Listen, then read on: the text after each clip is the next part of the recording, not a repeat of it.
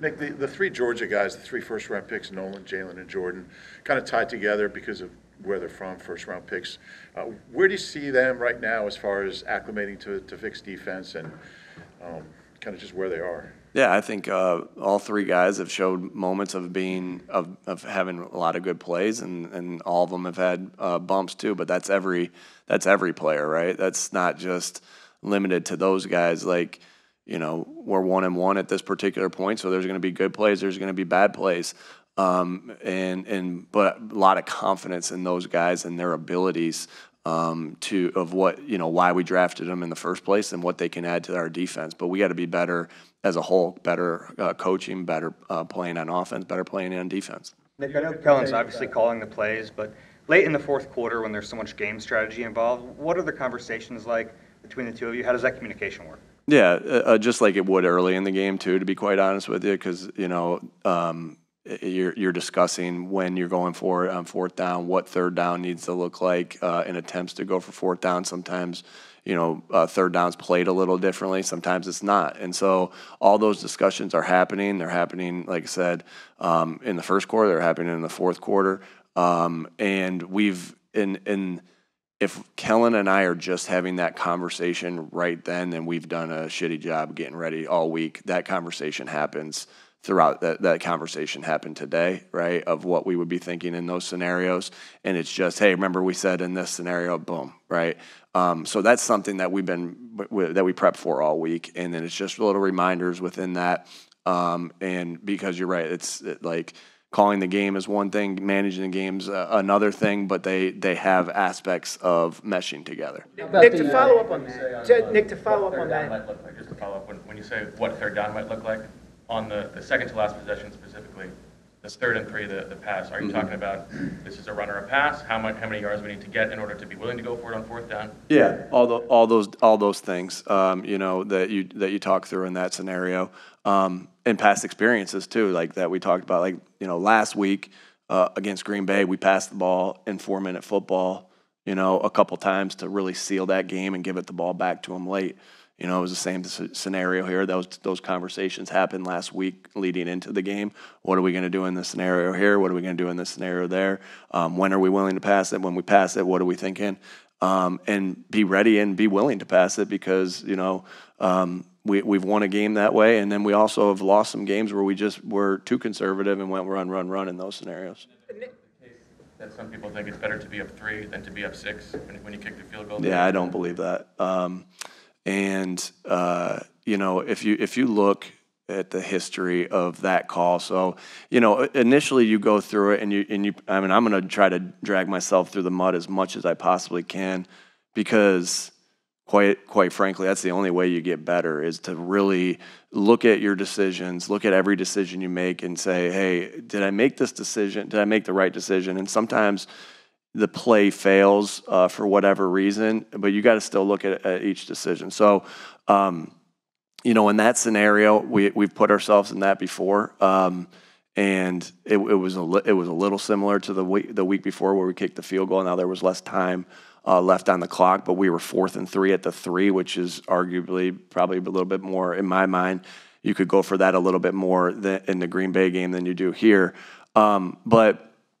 You know, as I look through, so I kind of what I did is kind of look through the entire league. I said to our analytics department, could you give me every fourth down decision from when teams are in range in 4-minute offense? So, you know, because if you're up 6, you're kicking it every single time, right? Because that's going to put you up 2 scores. But so I asked for every time it was 1 point to 5 points, the team was up. Under 4 minutes with the, you know, and every fourth down from the 34 and in. And there were 4th and 1s that we're going for. I think there were 12 4th and 1s. There was a 4th and 3 that Houston went against Dallas for in 2022. And then there was a 4th and 2 that the Jets went for against Tampa. But that was it. And the rest were field goals. And I've put myself in that situation prior to the call, so I felt like in the moment, my conviction in the moment was I knew exactly what I want. Again, is the outcome always what you want? No, but your conviction in the call, I was completely convicted that kicking the field goal there was the right decision based off all my studies. Now, I come back and I reevaluate it, right? And I'm even more convicted, to be quite honest with you, because of just everything that goes into that. I think there's something else that is very noticeable. Like, as an offensive coach, you'd much be rather, like, there's a stress being having to have to score a touchdown when you're, giving the ball back to a team. There's a stress in that. And I get it. They get an extra down to do so. I understand all that. But there's a different stress being down 6 as opposed to 3. So that's also my experience as an offensive coach. And you know what? Our defense had done it really, like, where we were getting hurt was in the run game, not necessarily them dropping back and passing. Obviously we didn't do a good enough job on that drive. But to that point, we had only given up 15 points, and we were really salty in the red zone up to that point. Take that information and apply it to your own team, because obviously your offense and the 22 Texans offense are different in that situation. How do you process that? Yeah, so analytics is a piece. League study is a piece. This game always comes down to players and plays, right? What plays do you have the most confidence in to your players in those particular cases? Right, and so that's where your confidence is coming from to go for things on that. We've been pretty darn aggressive, and I think we've probably went for it. I don't think probably we've went for it more in our plus territory than anybody else in the NFL. Why? Because Jordan Mailata. Right, he's sitting in here, so I say him first. Because Lane Johnson, because Landon Dickerson, because Jalen Hurts, because of A.J. Brown, because of Devontae Smith, because of Dallas Goedert, because of Saquon Barkley, but I could go, because of Cam Jurgens, because of Mekhi. And so, like, those are your reasons why you go for it in those scenarios. Now, again, a 4-minute scenario is a different scenario with time, the timeouts, all those different things. So those are treated different. Because no decision that a coach makes is made just on a piece of paper that says the chart says to go for it here. It's not that easy, and it's not that black and white. There's so many things that factor into it. Again, past experiences, right? So let's just talk and I'm in 4th down generally speaking right now. Past experiences, plays, players, and then plays. And so I think about we've had 2 wins against Dallas here in 22 and in 23 at home, right? Those both had 4th and 3 conversions on our plus side of the field. When you convert it, nobody really thinks that, they converted that and they got 7 points out of this, not 3. When you fail, that onus is gonna be on me, and I perfectly understand. I completely understand that and completely accept it. But Dallas, we get the NFC Championship game against the Niners, we go for it on 4th and 3, and we get a scenario there. So, again, analytics is a piece of the puzzle. There's all those other things that go along with it. What's the chart say in that particular case? My chart, what I say to do is to kick it. Again, the chart is one thing. You guys can punch in a number there's about 20 websites, right, that you can punch in a number and say, what did it say here? So you all can see that, but I base it off of what my studies have been and my conviction on my studies. What was the analytics suggestion for the 3rd down, whether to run or pass? They don't give suggestions on run, pass, and those. So theirs was more off of should you go for it on 4th down and 3rd down, and not what you should do, run, pass there. But like I said, the game before, and we lost some games last year in 4-minute where we didn't feel like we were aggressive enough. I kind of addressed this last week. But we held the ball for quite a long time. Our offensive line did a good job of blocking. Saquon did a good job of running. We won a game last week being aggressive in 4-minute. If you look at the play too, the play prior to our 4th down call, our 3rd down call, you can see that they're bringing junk inside, right? And on that play, like, Landon had to take 2 on one of them, right? And he made this miraculous play that could have been called holding on, right? Because there's guys in every gap, and some of them they're bringing an extra guy in there. And if you look at it, Landon kind of had to hook the guy so Saquon could make a great run. It wasn't like it was a real clean look. And so we knew they were jamming it up inside, and so we tried to push it to the outside. Sometimes you push it to the outside with the play we ran, and sometimes you don't. You do it with another play, but that's why we did what we did there. Again, conviction in it at the time, conviction in it still at this time. What's wrong with the run defense? You know, I think it always starts with us putting players in position to make plays, right? But after that, you got to everything when you talk about run defense and when you talk about playing defense is going to start with, do you get off blocks, right? Can you play on their side of the line of scrimmage and get off blocks, and can you make the tackles when you get there? So, you know, regardless of what the call is, do we have to put them in different positions and try different things? Yeah, and the defense was trying to do that. But regardless of what the call is, it's going to be how we put our hands on people, how we knock them back, how we shed that block, whether it's a cut block or whether it's an up high block, and how we tackle after that. And so we have to build on those fundamentals, and you know, and I don't want that to sound like the coaches. We have to do that as coaches. We have to put them in positions as far as how to strike blocks. So there's 2 aspects of this, right? It's us as coaches putting them in position to make plays, but that's us also teaching them how to put their hands on blocks. And we're gonna make sure that we do our part as coaches, and the players got to do their part of executing it, and when that time comes. I think Dallas Goedert is getting enough targets, especially after Friday without A.J. Brown, and we don't know what the situation is with him going forward. But do you think he's as involved as he needs to be at this point? You know, obviously, you're such in a small sample size right now. We love to get Dallas the ball. You know, Dallas has gotten the ball a lot, but different teams play things different ways, whether they junk up the middle, whether they give you the things on the outside. So, yeah, would we like Dallas to have the ball more? Absolutely. Of course we would. But it's not, again, sometimes it's not that simple either, right? Because the quarterback we can't tell the quarterback just throw it to this guy. Right, he's got to read the defense. That's why playing quarterback is the hardest position in the NFL, right, or in sports, in my opinion. They have to read the defense, right, to see where the hits coming, or where the pressure's coming, where the coverage is, all those different things, and deliver the ball where it's supposed to go. And so it's not always that simple. Now we can put Dallas at the number 1 spot where we think it might go, but that doesn't also necessarily mean that. So do we need to get Dallas the ball more? Yeah. Is that a conscious effort? Yeah. But sometimes it's not that simple. You mentioned the players aspect of it. Mm-hmm. So when players, then plays. Yeah. When you have Saquon, a high-level player like that, you told us in the past you yell at your coaches if they say, catch the ball. He's trying to catch the ball. So. Sure. And he knows he should have caught the ball. So how do you handle that in the moment when you're trying to make corrections, or just – Yeah, that's as far as, when we get in here, we're not going to say catch the ball. We're going to talk about hand placement, stuff like that. And that's for a couple different things that happen as far as some catches, not just Saquon. So as far as in the moment, are you saying?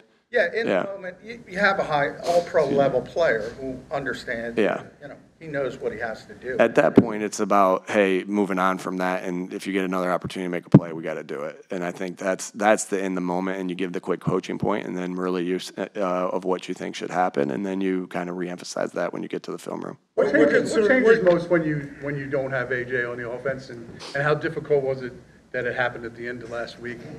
Yeah, that's not like when you're in this league long enough and you experience these things where it's like, oh shoot, whether they get hurt later in the week of practice that limits them, or they get hurt in the game prior to, and it's like he might go. So this is all part of what you end up doing. So it's not new to us to put 2 game plans together. And I don't want you to think it's like this game plan. There's similarities. It's just some different things. But, we've been used to doing that, right? Because this is a game that people, have bumps and bruises throughout the way. And so this is just common practice for us. This is part of our weekly process. What are we going to do, Bo? As far as, and hopefully I answered your question in that part, but you had a second part of that question. Just what changes most for you guys?